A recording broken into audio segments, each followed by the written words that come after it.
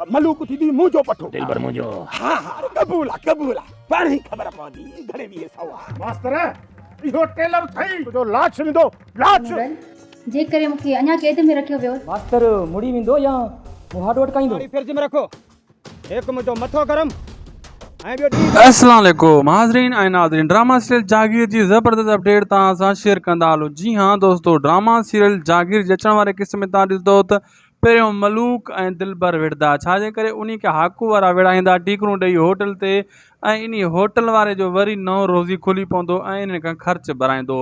ॿी तरफ़ त हाणे जेको आहे उस्ताद मास्तर खे जेको आहे हशमत ख़ान जा माण्हू कुटको ॾींदा, कमदार वारा कुटको ॾींदा, चवंदा स्कूल छॾे वञ, लेकिन हू स्कूल कोन छॾंदो। पोइ हशमत ख़ान जा वाठा हशमत ख़ान खे चवंदा छा इहो स्कूल छॾे वेंदो हलियो? हू चवंदो अञा बीहंदो छा, भला हेॾो सटको मिलियो अथसि।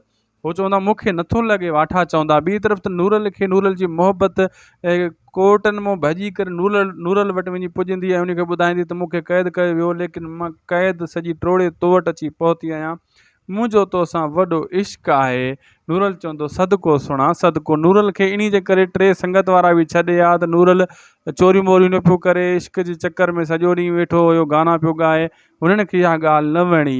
नूरल बि हाणे अधु कमज़ोर थी चुको आहे, हशमत ख़ान इन खे ॾाढो सटको ॾींदो अचण वारनि किस्तनि में। ऐं इहो कमदार भलो न कयो आहे, उस्ताद मास्तर खे कुटको ॾिनो अथई, लेकिन मास्तर बि ज़िदी आहे साईं, स्कूल कॾहिं बि कोन छॾींदो, इहो ॿारु पढ़ाए करे ई वेंदो, ईअं न वेंदो। ड्रामो जीअं जीअं वधंदो तीअं तीअं दोस्तो ज़बरदस्त थियण वारो आहे। ॿिए तरफ़ होटल ते हाको वारा टीकरा ॾींदा मोची, ऐं इहो हाकू गॾिजी करे चवंदा दिलबर मुंहिंजो पठो आहे, हो चवंदो जेको मलूक मुंहिंजो पठो आहे, ॼाण विड़िया हीअं हूं टीकरा ॾेई ॿिन्ही खे अहिड़ा धक हणाईंदा, हिक ॿिए खे हणी हे बुछड़ो कंदा, सम्झी वेंदा असांखे हीअ विढ़ाइनि था, हुननि खे छा हुननि जो छा वञे, हू त मज़ो वठंदा इन शइ जो। लेकिन इहो सीन ज़बरदस्त आहे अचण वारे किस्त में। लाइक सब्सक्राइब शेयर कंदा।